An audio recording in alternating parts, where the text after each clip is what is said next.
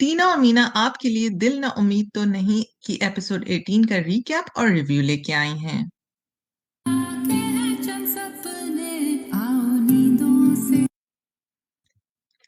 हमने देखा कि सवेरा बाजी बजते बचाते शेल्टर होम बिग ब्रदर पहुंच गई और उन्होंने जमशेद को फोन करके कहा कि फौरन यहाँ पहुंचे, जिस पे जमशेद ने कहा कि आप मेरा वहीं इंतजार करें, मैं पहुंच रहा हूँ। फिर ताहिर महमूद साहब ने सुंबल को खुशखबरी दी कि उसकी दोस्त सवेरा बाजी आ रही हैं और सवेरा बाजी और सुंबल की मुलाकात हुई। वो दोनों आपस में मिलके बहुत खुश हुई और खुशी के आंसू भी रोए दोनों ने। फिर सवेरा बाजी ने ताहिर महमूद साहब और जमशेद को सुनाई अपनी कहानी और अपनी जैसी लड़कियों की कहानी और ये बताया कि उनके साथ कितनी ज्यादतियां हुई हैं, जिस पे उन लोगों ने सजेस्ट किया कि वो एफआईआर दर्ज करवाएं। जब वो दोनों एफआईआर दर्ज कराने गए, ताहिर महमूद साहब और सवेरा, तो उनको पुलिस ने कल्टी दे दी और उनसे ये कहा गया कि हम रेड कर देते हैं, एफआईआर दर्ज करने की जरूरत नहीं। पुलिस वाले ऑब्वियसली बड़े साहब के साथ मिले हुए थे। कोटी पे हुई जी झूठी रेड और ऑब्वियसली कोटी खाली थी, उसमें कुछ ना निकला। फिर सवेरा बाजी अपने कमरे की तरफ गईं और ताहिर महमूद साहब को अपने दिल का हाल बताया कि उनकी किस किस्म की यादें इस जगह से जुड़ी हुई हैं, तल्ख यादें। और उन्होंने ये भी कहा कि जो शरीफ शादियां होती हैं वो बेहतर रहती हैं, वो अपने घरों को शादियां होकर चली जाती हैं और मेरी जैसी औरतें यहाँ पे तड़पती और सिसकती हैं और यहीं मर जाती हैं।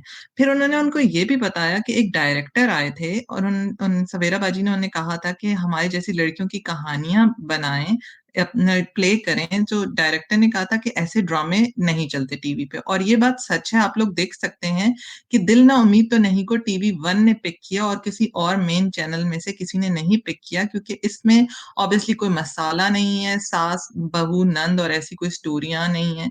वैसे ये ड्रामा बहुत अच्छा है। फिर जी अकरम साहब जो थे वो जुल्फी साहब को कहते हैं कि हम अब जो है ना देहाती लड़कियों को नहीं लाएंगे, हम मिडिल क्लास और लोअर मिडिल क्लास की लड़कियों को लेके आएंगे, उनके ख्वाब खरीदेंगे और उनको एक्सप्लॉइट करेंगे। जी टीना। नसीम की सिलेक्शन हो गई है उस इंटरनेशनल कैंप में और अब उसको अरेंज करना है एक पासपोर्ट जल्दी से अपना और 50,000 रुपये। माँ उसे कहती है मंगनी के लिए तैयार हो जाए तो वो हाँ कर देती है और इधर आ जाते हैं नईम शेरवानी साहब शाम को अच्छी सी शेरवानी पहन के और उनको तोहफे में देते हैं सोने की चूड़ियाँ। माँ तसल्ली देती है नसीम को कि चलो जेवर तो अच्छा दिया है, बूढ़ा हुआ तो क्या हुआ।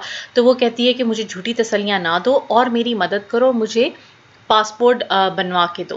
तो माँ वही करती है, वो अपनी हमसाई को कहती है कि मेरी बेटी को ले जाओ और मेरे हस्बैंड को ना पता चले कि तुम इसका पासपोर्ट बनवा रही हो, और वो इन दोनों की मदद करने की हामी भर देती है।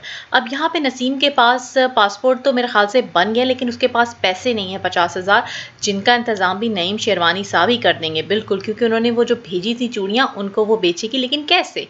यहाँ पे वो आते हैं उनके पास और कहते हैं कि मुझे बच्चियों को आइसक्रीम खिलाने बाहर लेके जाना है। और माँ थोड़ी सी नजमा साहिबा जो है वो परेशान है कि ये क्या हुआ, अब रूल चेंज हो गए, मोहल्ले वाले क्या कहेंगे। तो वो अपने हस्बैंड से सवाल करती हैं जिस पे वो कहते हैं शुरफा में मंगनी और निकाह एक ही बराबर हैं जी, अब उनके रूल्स चेंज हो गए हैं।